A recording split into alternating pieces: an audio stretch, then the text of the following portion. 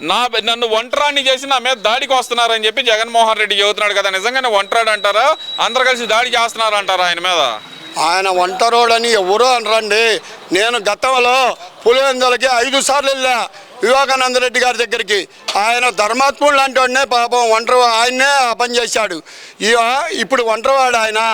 అందరూ దొంగలను పెట్టుకొని ఒంటరివాడిగా దొంగతనాలతో నిండిపోయి ఉన్నాడు. అందుకే ఒంటరివాడయ్యాడు. దొంగోడు ఎప్పుడు ఒకడే వెళ్తాడు, ముగ్గురిని తీసుకెళ్ళాడు. అందుకే ఒంటరివాడయ్యాడు. అంటే కదా మా బాబాయ్ని చంపిన దాంట్లో నాకేం సంబంధం? ఒక కన్ను బాబాయ్ అయితే ఇంకో కన్ను అవినాష్ రెడ్డి, ఈ ఏలి ఈ కన్నును పొడిచిద్దా అని చెప్పి ఆయన చెబుతున్నాడు కదా. మరి ఆయన చాలా మంచోడండి. ఒక కన్నుతో పొడవటం ఏంది? బాబాయ్ కాదు కదా, తండ్రి అనేది లేదు, బాబాయ్ అనేది లేదు. ఎవరైనా ఆయనకి ఒకటే. ఆయనకి అడ్డొస్తే ఎవరినైనా ఉంచడు ఆయన పరిస్థితి. అందుకే ఆయనకి భయపడే ఆయన చెల్లెలు కాంగ్రెస్లోకి వచ్చింది. మంచిదైతే ఆయనతోనే తిరుగుద్దుగా. షర్మిల గారు భయపడే కాంగ్రెస్ పార్టీలోకి వచ్చింది. షర్మిల గారు అంతా వాళ్ళమ్మ కొడుక్కి కానీ కూతురికి కానీ ఏమి చెప్పుకోలేని పరిస్థితి తల్లిని చేశాడు. లేకపోతే తల్లి ఎందుకు వదిలిపెట్టుద్ది? తల్లి అసలు కన్న కొడుకుని ఏ తల్లి వదిలిపెట్టదండి. ఈ తల్లి అంటే దుర్మార్గుడు అని తల్లికి కూడా భయం వేస్తుంది. ఓకే బాబాయ్, థ్యాంక్ యూ. ఎలా ఉందంటారు ఈ 4 సంవత్సరాల 10 నెలల జగన్మోహన్ రెడ్డి పరిపాలన? అసలు బాగోలేదు. ప్రజలు నానా ఇబ్బందులు పడతా రోడ్డు మీద బతకాల్సిన బతుకులు అయిపోయినాయి.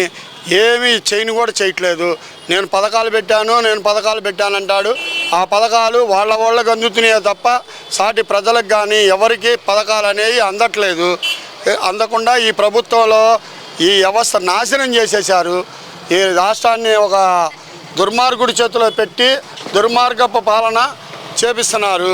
ప్రజలారా ఈ ప్రభుత్వాన్ని గద్దె దింపేదాకా మీరు శ్రమించి తెలుగుదేశానికి ఓట్లేసి గెలిపించాల్సిందిగా మేము మిక్కిలి ప్రార్థిస్తున్నాము. ఇక్కడ ఒక పార్టీ గురించి కాదు, ముఖ్యంగా చూస్తే కనుక నేను కులం చూడను, మతం చూడను, ప్రాంతం చూడను, పార్టీ చూడను, ప్రతి ఒక్కరికి సంక్షేమ పథకాలు అందించడానికే వాలంటీర్ వ్యవస్థను పెట్టానన్నాడుగా. మరి వాలంటీర్లు వాళ్ళ ప్రభుత్వానికి వాళ్ళ వైసీపీ వాళ్ళకే ఇస్తున్నారే తప్ప సాటి ప్రజలకి ఎవరికి ఇవ్వట్లేదు. ఇచ్చినా వాళ్ళకి ఎమ్మంటే మేము వీళ్ళు భయపెడుతున్నారు.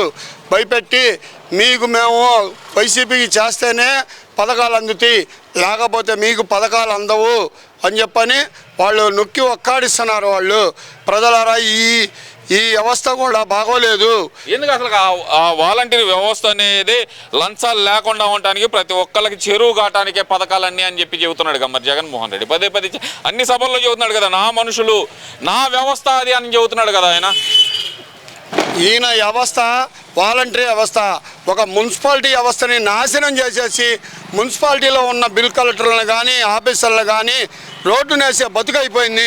వాళ్ళ పరిస్థితులు వాళ్ళకి జీతాలు అందక వాళ్ళు నానా ఇబ్బందులు పడి ఇదవుతున్నారు. అదేమనంటే నా వాలంటరీ వాళ్ళు అంటున్నారు. కానీ మున్సిపాలిటీ పరంగా వాళ్ళ వైసీపీ చైర్మన్లు కనీసం అరే ఏంది నా మున్సిపాలిటీలో పనిచేసే ఉద్యోగులు సాటి ఉద్యోగులకి ఏమీ లేదు ఏందా అనేది ఈ జగన్మోహన్ రెడ్డి కానీ ఈ చైర్మన్లు కానీ ఎవరు మున్సిపాలిటీ వర్కర్స్ని పట్టించుకునే నాదుడే లేక వాళ్ళని చాలా నానా ఇబ్బందులు పెట్టి ఈ వాలంటరీ వ్యవస్థను తీసుకొచ్చి వీళ్ళ చేతే చేపించుకున్నాడు. కానీ వాళ్ళని రోడ్డునేశాడు. సంక్షేమ పథకాలు అనేది ప్రతి గడపకి అందుతున్నాయి. ప్రతి కుటుంబానికి నేను ఆర్థికంగా 2 లక్షల నుంచి 3 లక్షల దాకా ఆర్థిక సహాయం చేశానంటున్నారు మరి జగన్మోహన్ రెడ్డి. ఇందులో వాస్తవం ఉందంటారా? ఎవరికి ఇవ్వలేదండి. 2 లక్షలు కాదు కదా, 2 రూపాయలు కానీ 20 రూపాయలు కానీ ఇప్పుడు 10 రూపాయల నోట్లు కనబడతలా. ఈయన దెబ్బకి ఈ 20 రూపాయల నోట్లు కనబడితే అంతంత మాత్రం ఆ పరిస్థితి అయిపోయింది. ఎవరికి ఏ డబ్బులు కానీ ఏమి కానీ పథకాలు కానీ రాటల్లా. మరి ముఖ్యంగా చూస్తే కనుక చాలా గొప్పగా నా ఎస్సీలు, నా ఎస్టీలు, నా బీసీలు, నా మైనార్టీలు అంటున్న జగన్మోహన్ రెడ్డి మరి ఎస్సీ, ఎస్టీ, బీసీ, మైనార్టీ వర్గాలకి ఏమన్నా న్యాయం చేశారంటారా? బీసీ నాయకులు నా ఎస్సీ నాయకులు అన్నారు. నేను కూడా బీసీనే. నా బీసీ అయిన మీసాల రంగయ్య గారికి చైర్మన్ పదవి ఇచ్చారు. ఆ మీసాల రంగయ్య గారు ఎక్కడున్నాడో ఏమైపోయాడో మా రజకులకి కనపడుతున్నాడో లేదో కూడా పరిస్థితి అయిపోయింది.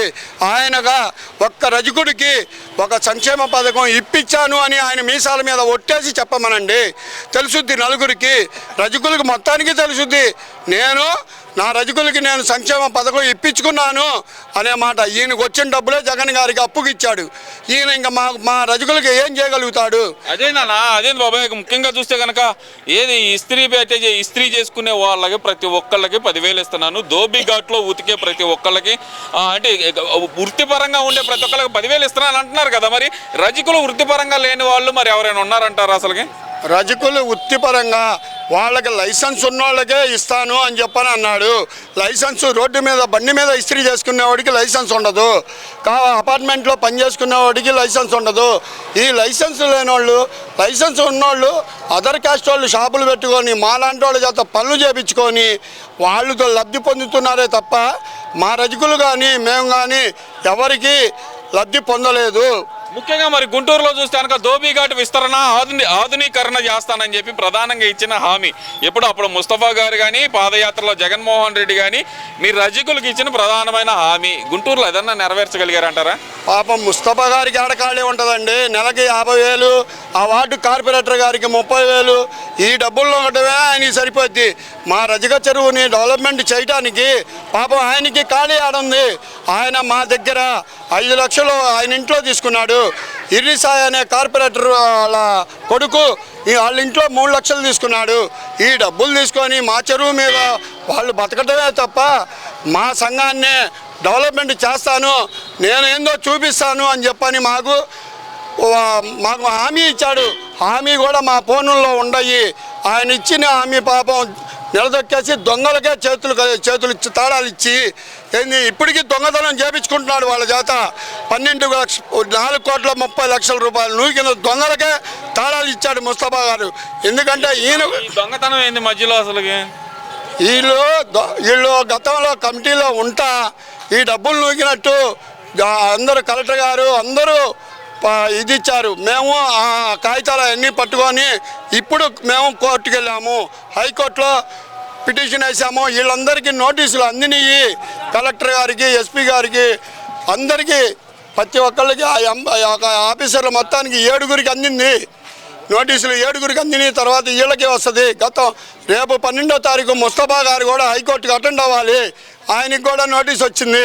మరి ఓవరాల్గా చూస్తే ఈ మధ్యకాలంలో మీ బిల్డింగ్ ఒకటి కబ్జా గురైనట్టు, రజకుల సంఘానికి సంబంధించిన బిల్డింగ్ ఒకటి కబ్జాకు గురైనట్టు వస్తున్న వార్తలు సోషల్ మీడియాలో హల్చల్ చేస్తుంది. గుంటూరు మొత్తం కబ్జాలమయం అయిపోయింది అని ఏమంటారు? అసలు ఈ కబ్జా నిజమే అంటారా లేదంటే కనుక, ఎందుకంటే రజక సంఘ నాయకులు అన్నారు కాబట్టి డైరెక్ట్గా అడుగుతున్నాను మిమ్మల్ని, నిజంగానే కబ్జాకు గురైంది అంటారా?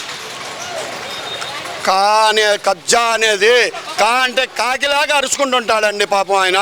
ఆయన పళ్ళతో అరుచుకొని పళ్ళతోనే డబ్బులు వసూలు చేస్తుంటాడు. కానీ ఆయన గుండెతో వసూలు చేసుకోలేని మనస్తత్వం గల ఆయన కబ్జాలు ఏదన్నా చాలా కబ్జాలు చేశాడు. ముస్లిం మైనార్టీ చేశాడు, హిందువులు చేస్తున్నాడు, ఒక వైఎస్ఆర్ చేస్తున్నాడు, తర్వాత అక్కడ అమ్మవారి గొళ్ళయ్యి చేస్తున్నాడు. అందరి కబ్జాలు చేసుకుంటా కూర్చున్నాడు. కబ్జాలు చేసుకుంటే ఇప్పుడు ఈ 2 నెలల్లో ఆయన బతికేందో బయటకు వస్తుంది. నేనే గెలుస్తాను, నా బిడ్డ గెలిచిద్దని చెప్పి సవాల్ చేస్తున్నాడు కదా. మరి ఆయన గెలవలేడు కాబట్టి ఆయన బిడ్డకి ఇచ్చాడు. ఆ బిడ్డ కూడా పాపం దొంగల వాళ్ళు అయ్యేలాగే దొంగతనాలు చేస్తుంది. మరి అందుకే బిడ్డకి ఇచ్చాడు. ఈయన కరెక్ట్గా వస్తే బిడ్డకి ఎందుకు ఇచ్చుకుంటాడు? దమ్ముగల్లోడు అయితే ఆయన గెలవలేడు కాబట్టి ఆయన బిడ్డకి ఇచ్చుకొని తిప్పుకొని అయ్యా బాబాని ముస్లింలు అందరినీ మళ్ళీ కూడా పెట్టుకుంటున్నాడు. ఆయన గెలవలేడు అంటున్నారు, మరి 2 సార్లు ఎలా గెలిపించారు మీరు అందరు కలిసి? మరి 2 సార్లు గెలిపించుకుంది మాదే తప్పు. మా తప్పు అంటే మా హిందువుల్లో సీట్ ఇచ్చి ఇది చేసుకున్న తప్పు మాది. మా పార్టీ ఇప్పుడు మేము మళ్ళా పరిశీలించి మాకు ఎవరికి ఇవ్వాలా, ఎవరికి చేసుకోవాలా, ఎవరు మాకు సహకరిస్తారని పార్టీ పరంగా ఆలోచించి సీట్ ఇస్తున్నారు. కాబట్టి మేము గెలిపించుకుంటాం. ఈ నూరు ఫాతిమా కాదు, ముస్తఫా కాదు, వీళ్ళు పారిపోవటమే. మంగళదాస్ నగర్ వదిలి వీళ్ళు పారిపోవటమే. మళ్ళీ ఎన్నికల్లో తాడికొండ పారిపోవటమే. వీళ్ళు ఇక్కడ ఉండే బతుకు లేదు వాళ్ళకి.